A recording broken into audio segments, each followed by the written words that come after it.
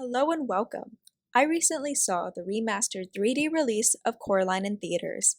It was beautiful and whimsical and took me back to when I watched it as a 6-year-old in 3D for the first time. It's the first film that really raised a lot of questions after watching it for me.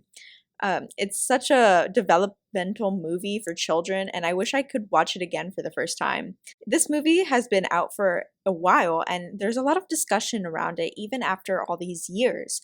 I want to go ahead and share my favorite details and theories because it's special to me and it's basically almost Halloween. Okay, so these are my favorite concepts of Coraline. Spoilers ahead.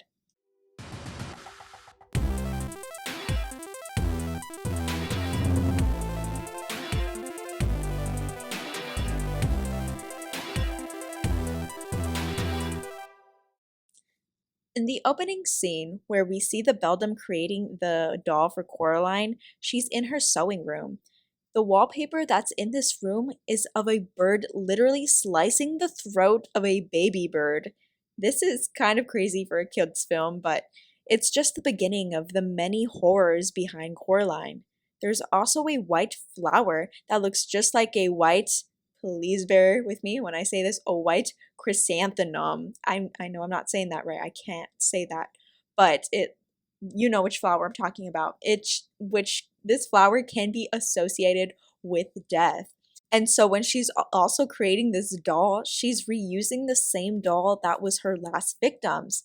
She's taking it apart and pulling out its stuffing, which is very interesting because she then fills the doll with sawdust instead of stuffing when making Coraline.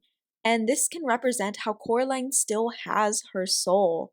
It's soul sand. While the other little girl died and lost her soul to the Beldam, as we know. So the Beldam is also embalming the old doll in a way, since it's now considered dead. Spooky. Okay, so then we get our first view of the Pink Palace. Coraline's family drives up in a buggy. Yeah. And who do we know that's associated with bugs? I didn't catch this one until I watched it again with my boyfriend and I got a punch buggy from him. We get our first clip of Coraline and she's walking through the garden. Later on, we know that the Beldam has the garden take the shape of Coraline's face. But here it already looks like a face, the Beldam's face. So I guess it shows how long the Beldam has been around and hints that maybe she was living in the Pink Palace at some point as well. Eventually, Coraline winds up at the well and she even steps inside a ring of mushrooms. This is foreshadowing to her eventually going through the portal to the other world. It is known that a circle of mushrooms can be called a fairy ring and linked to fairies that may or may not have good fortune. And it's here where YB also tells her the legend of if you fall down and look up, you'll see a sky full of stars, even during the day. So there's a lot of controversy over the well and whether or not it's a portal. And I think it is, because when Coraline is in the other world and playing the game to escape, the moon can represent the well with how the button is covering it up. Once the well is covered, she can't leave anymore. Okay, so why does Coraline's mom have this neck brace? And why is she so annoyed by her daughter? Coraline seems very upset when her mom reminds her that they're behind on work because of the accident. Coraline snaps, saying it's not her fault that her mom hit that car, which kind of hints that she probably had something to do with it.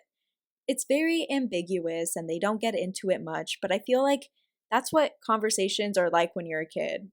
So, blah, blah, blah. Her parents want her out of the way, and her dad sends her off to count doors and windows, and she comes across the room with the little door. The wallpaper in this room has beetles to represent the other mother, and it is the only room in the house with this wallpaper. It's also speculated that this is the room where the well leads, since if you look around the Beldam's lair, it looks like a circle. So later on, Coraline is falling asleep in her new room and looking at a picture of the friends she left behind. We see that the picture is held up by a praying mantis statue, and then later the other father is seen riding a praying mantis. So there's some foreshadowing or connection to the relationship Coraline holds to her father. I don't know, I just know I want to pray mantis picture frame. The tunnel or portal Coraline goes through takes on different appearances as the movie progresses. Like when she's trying to escape, the tunnel seems to be longer because of how tired and scared she is. When we first see the Beldam, she's cooking in the kitchen and has a chicken oven mitt, which is pretty cute, but later on we see the mitt used to cover other Wybe's face, which could kind of symbolize her hands covering his mouth. The other father then sings his awesome but creepy song and says, "Who's hungry? Raise your hand." And this is the first detail we get on how the Beldam doesn't feed him unless Coraline is there. He's hungry as a pumpkin, literally. And so whenever they're eating, the Beldam doesn't eat because she's really saving her appetite for one thing.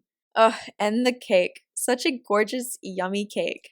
And the double loops on the O to show welcome home is a lie is so important to me, y'all. When the Beldam suggests they play in the rain because she heard Coraline asking her real mom to go out in the rain, the lightning that strikes outside is in the shape of a hand that we see later on in the tea, and then the same hand that's chasing Coraline. We can also see three portraits in this scene of three children, one of a boy, one of a girl, and the last one of another girl. These represent the ghost children that the Beldam captured. There's even room for just one more portrait. So, she heads to bed and they tuck her in. As Coraline falls asleep, we see the Beldam fade into the doll as Coraline goes back into the real world. In the morning, Coraline tells her parents about her dream/adventure, and they shoo her off and tell her to go talk to Miss Spink and Forcible. She runs into Mr. Bobinski, and this guy is blue. The reason for this is the Chernobyl disaster. He even has the Chernobyl liquidator's medal because he dealt with the aftermath. It could also be that he's literally in a tank top and shorts when it's cold and rainy outside, but it's a colorful detail to the film. Coraline goes on to Miss Spink and Forcible's house, and she steps on their doormat that reads "No whistling in the house," which is considered like a superstitious belief that it attracts bad spirits and bad luck. So, she goes in and has her tea with them, and before they see the hand of evil, Miss Forcible says she sees a giraffe, which isn't entirely wrong because we see that in Coraline's room, there's a stuffed giraffe. So, blah blah blah, we're back in the other world, and once again, Coraline walks in on the Beldam cooking. She tells her to go get her other father and says, "I bet he's hungry as a pumpkin by now." He shows her the garden and tells her, "Boy, she knows you like the back of her hand," which could also be a subtle hint of telling her how the other mother is spying on her. Later on, Coraline is back in the real world and her parents and her are in town running errands. So up to this point, we have a lot of Shakespeare references like the performers on the street, and this is because Coraline takes place in Ashland, Oregon, which is a very theater-focused place and apparently has a big Shakespeare festival. Blah blah blah, Coraline is back in the other world, and this is when the Beldam finally offers to sew buttons into her eyes. Obviously, she freaks out, and the other father even chimes in by saying, "So sharp you won't feel a thing," which is also another hint to scare her away. Eventually, Coraline gets herself thrown into the room with the ghost children, and they're all on this bed with a pool of blood in the middle. And you can't really make it out. And at first, I thought it was just like water because I don't know, why would there be blood? But I guess that's what it is. And the ghost children look very solemn, and one of them is even screaming. Based on the game she plays at the end of the film, the ghost children help her by giving her tips, which means they know that the Beldam is tricky. And this means that they might have even tried escaping. Two children were killed before she sewed the buttons, but the other little girl is thought to have been caught trying to escape, and she sewed the buttons in while she was alive. Such an insanely dark film for kids. Coraline is able to go back to the real world with the help of other Wybe, and she discovers her parents are missing. So she visits Miss Spink and Miss Forcible again. They give her a triangular eye piece from Taffy. Before they hand her the candy, it was grabbed from a chest with 3 other bowls of candy. Each bowl has a year under it to represent when each of the other 3 children went missing. So all we know is that these ladies are very superstitious or spiritual, but they know there's an evil in that house. Also, in this scene, Miss Spink is knitting an angel outfit for Angus because he's not feeling well, and they're preparing to have him stuffed like the other dogs that have passed away. But then at the end of the film, Angus is better and in good health. This represents Coraline's state of danger that she's in. At this point, she has barely escaped the Beldam, but the Beldam has her parents and is still after Coraline's soul. She's close to death. But she's able to actually escape the Beldam in the end, and so she's alive and safe. And so is Angus. She goes home for the night, and we get a really sad scene of her sleeping in her parents' beds with pillows that look like her parents. And this scene is what hit me the most out of everything. This movie is about grief, and you can feel it in this scene. Oh my gosh, she misses her parents because, yeah, they're missing, sure, but she's been missing them ever since they moved to the Pink Palace.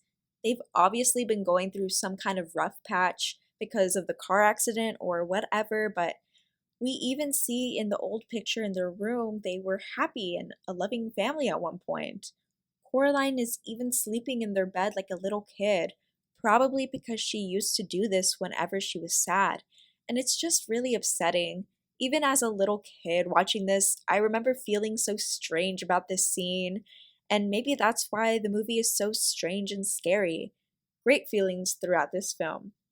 So anyways, Coraline goes back to the other world to find her parents, and she eventually plays the game with the Beldam to get the ghost children's eyes, and she finds her parents. Yay! She's able to escape, and she finally gets home. That night, the ghost children appear to her, and the background looks like Starry Night, which was a representation of heaven. And it's so gorgeous to watch the swirls move around. There's a lot of swirl imagery throughout the film. This was a great touch. Coraline then has her final battle with the Beldam's hand, and they're able to throw the key down the well. At the end of the film, they're having a garden party, and we see the dog Angus is now in better health, representing Coraline's escape from the Beldam. They say something about how he can't duck his wings forever, which maybe alludes to Coraline having to endure more, but I don't know. Everyone says that Coraline never really escaped the other world because at the end the cat was able to walk through a portal. But I think it was just to show that the other world still exists. We even hear a loud thud at the end to show that the Beldam is still banging on the door. Very spooky ending. And for the theory of Coraline not really escaping the other world, I think it doesn't really make sense because the movie is supposed to, show her grief process. And if she never really escaped, it means that she's still stuck in this rough patch with her parents and she's stuck in grief. And it's a kid's film after all. And so we're supposed to see her overcome these things. And it's supposed to be inspiring. I do get that it's a spooky theory and I admire it in a way, but I do think it's important that Coraline overcomes this problem with her parents and her issues. So I do think, in my personal opinion, she escaped the other world. I love this movie.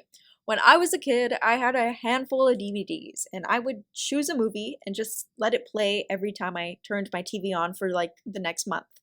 I think I burnt out my Coraline DVD, but I recently found it, so I'll have to double check. Anyways, this is such an incredible Halloween watch. There's so much to look at and get lost in. The remastered version was great to watch, especially in 3D. I recommend you go check it out. These are just my favorite things about Coraline. I know there's a lot more to it. Feel free to add your favorite details. I love reading them.